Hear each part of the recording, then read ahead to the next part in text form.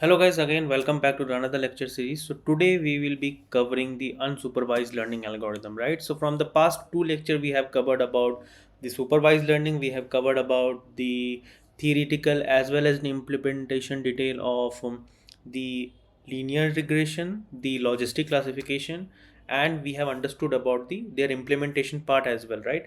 Now today let me cover the unsupervised learning. Okay, so yeah, in order to understand about this unsupervised learning, I have given you a back detail in my very first lecture that what is unsupervised learning, right? Based on unsupervised data, your model is try to learn something. So this is like I have taken a snapshot of my first lecture of my ML series where I have just given you a little glimpse about that what is unsupervised learning, right? When your data does not have any target column. When I say target column, it means that there is no supervision. Okay, for example, suppose if you take consider this data, right? So this data is just a simple data. Okay, there is no target value or supervision or some value which is supervising these things. Okay, this is just a simple data, right?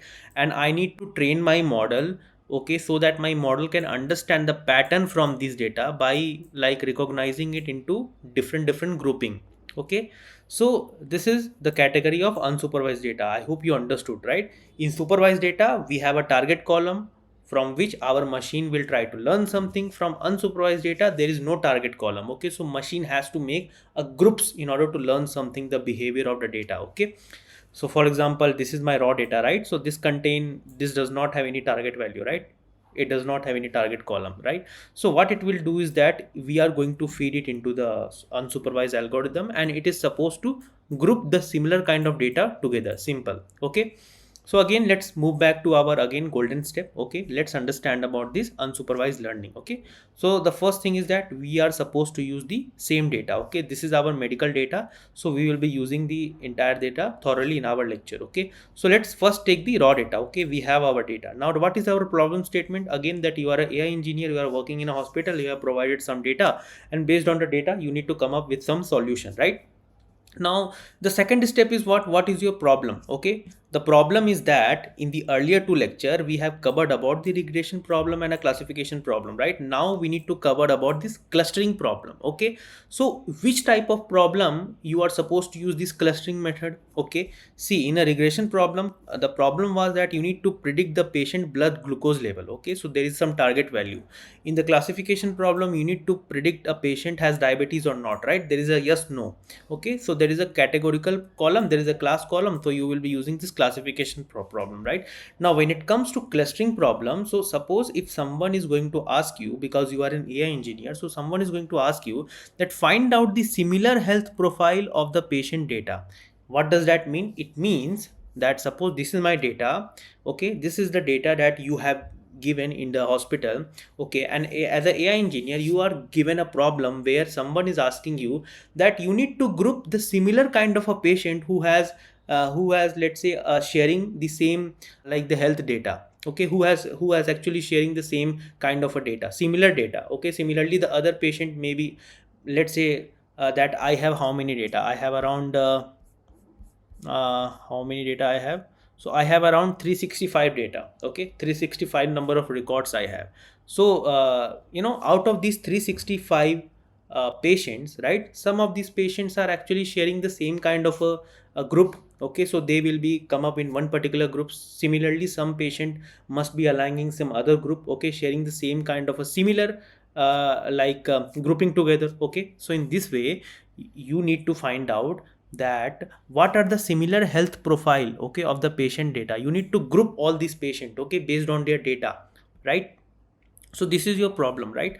Now again, so you have selected the problem. Okay, you have selected the problem statement, so you have know about this, like you have the knowledge about your raw data, you have the knowledge about your problem statement, you have the knowledge about the reason behind why you are choosing the clustering method, because of this problem, because this problem needs grouping. Okay, grouping of patient, because it does not have any like target column. Okay, that is why.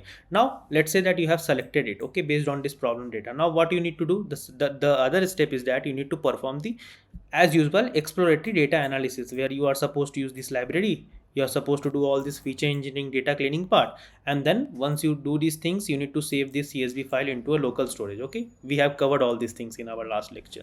Now we need to choose the unsupervised model. Of course, why unsupervised model? Because the data, because in our data we need to do grouping. Okay, there is no target column at all, right? So these are the unsupervised machine learning algorithm that we like, that is exist, right, in the domain. So we are supposed to use this first algorithm, which is like k-means algorithm. Okay, so we are supposed to feed the raw data, okay, into our machine by taking this algorithm, feeding this raw unsupervised data, so that we could able to group all these similar patient together. Okay, similar patient together, which means same patient of same family together. Okay, then what? Then we will be choosing the k-means model. Okay, so let's choose the, after saving it into the CSV file, let's choose the unsupervised model. Right now, once you have chosen the model, now let's understand that why we have chosen this unsupervised k-means algorithm. Okay, there is some reason behind it, right?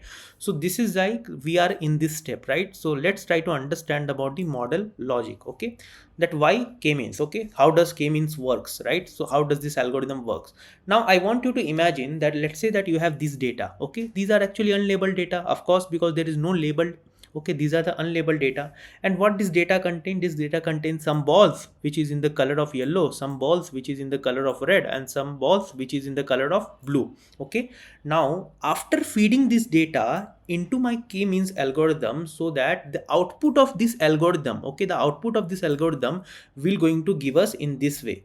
Okay, so it is going to like cluster means what? Grouping. Okay, it is going to group the similar kind of a data in one bucket, similar kind of a data in other thing, and similar kind of data in the other thing. Simple. Okay, you have this unorganized raw data, unlabeled data, or unsupervised data. After feeding it into the k-means, then what does it do? It is going to like segregate, okay, divide all this data into their own family which they deserve. Simple.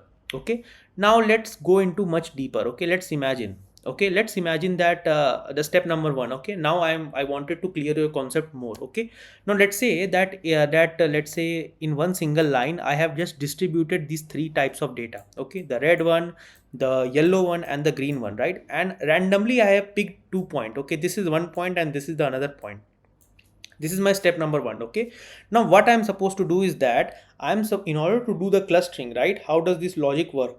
So just understand this way, right? So I have selected these random points. Okay, this is my one point and this is my another point. Okay, I have selected this random point. Now my next task is that from each point, okay, from each data, right, I am supposed to find the distance from this one to this random point. Okay, if I finish by finding out the distance from this point, then let's move to this data again. Distance from this point to this point, distance from this point to this point, distance from this one to this, similarly distance from other 2 point. Okay, this is for point number one. Okay, so from this random point I need to find out the distance from all the data from this random point. Okay, now you have find out the distance. Similarly, you apply the same thing for point number two.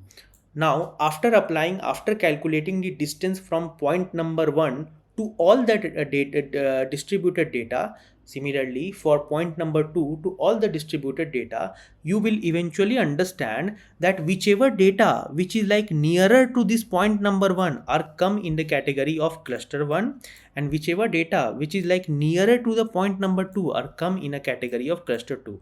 Okay, again I am telling you, see, what is the distance, like for suppose this point, right? What is the distance from this point to the point number p2, and what is the distance from this point to point number p2? Which distance is closer? Just tell me. Of course this one, right? This is like closer to this point number 2, right? So of course this will come under the family of this point. Similarly this will come under the family of this point compared to this one. Similarly this point will come under the family of this one compared to this one. Similarly this point will come under the family of this point compared to this one. Okay, so eventually you will try to make these into two cluster. Okay, so again this is your data, this was your earlier data, the very raw data. Now you have divided it into two cluster, two group, or two family. Okay, the same way k-means work. Okay, we try to feed our very unorganized data into the k-means algorithm, and k-means try to segregate it, try to divide it into different zones or bucket or grouping or cluster, whatever you want to name it, right? Now, So we have understood about the logic of this unsupervised model, right? Now what is the next thing? Okay, after understanding the logic, again importing it from the scikit-learn. Okay, from the scikit-learn we need to import this k-means so that we can able to feed the data and try to get the result. Okay, we are just supposed to do the same thing, right? Now again, after doing this clustering, right, who is the judge? Okay, who is trying to judge my model, my machine learning model, that whether it has perfectly done the best clustering or not? Who will going to judge it, right? So based on the two evaluation matrices. Okay, the first thing is seniority score. In the implementation part, when I will do the implementation, I will let you know that how to find out the seniority score. So the better seniority score leads to the better and clear clustering that has been happened from the trained model. Similarly, what is this elbow curve? Okay, just try to understand this keyword. Okay, why this elbow curve is needed? See, elbow curve, this is the new term, right? So what does this elbow curve do? See, elbow curve is going to tell you that based on your data size, okay, based on your data size, how much cluster is sufficient. Okay, similarly, let's say that I have in my data, right? So I have around 365 data, right? So based on my 360, as n keeps on increasing, right? So based on my 365 data, how much cluster do I need? Okay, so how do I find it out from the graph? Wherever I see that there is a like a very stagnant or linear change, okay, there is no change, then we would able to find out that okay, these many cluster we need to find out, 3 cluster flow, 4 cluster, whatever. Okay, so from this elbow curve graph, we are supposed to know that, or machine will supposed to know that how many number of cluster is valid or sufficient based on our data size. Simple.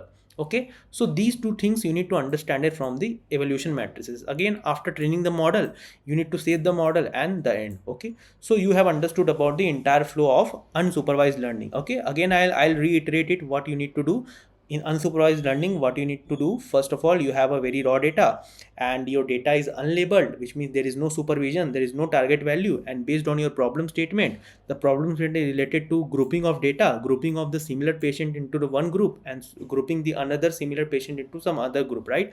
So for that you have selected your unsupervised learning. Okay, before that you need to do this ED operation and other things, choosing the k-means algorithm for your algorithm, like for your unsupervised model training. Okay, then this is your logic part, and after understanding the logic, then you are supposed to like import it from the scikit-learn. And after that, in order to evaluate it, in order to judge whether your machine has segregated or divided the data correctly, you are supposed to use these evaluation matrices so that it will judge that how well your model performs. Okay, and after judging, when you are satisfied with your result, then you train your model, save your model, and then the end. Okay, and this is how you are supposed to follow this golden rule as well as the entire concept of unsupervised learning. Okay, now let's move to the implementation part. Thank you.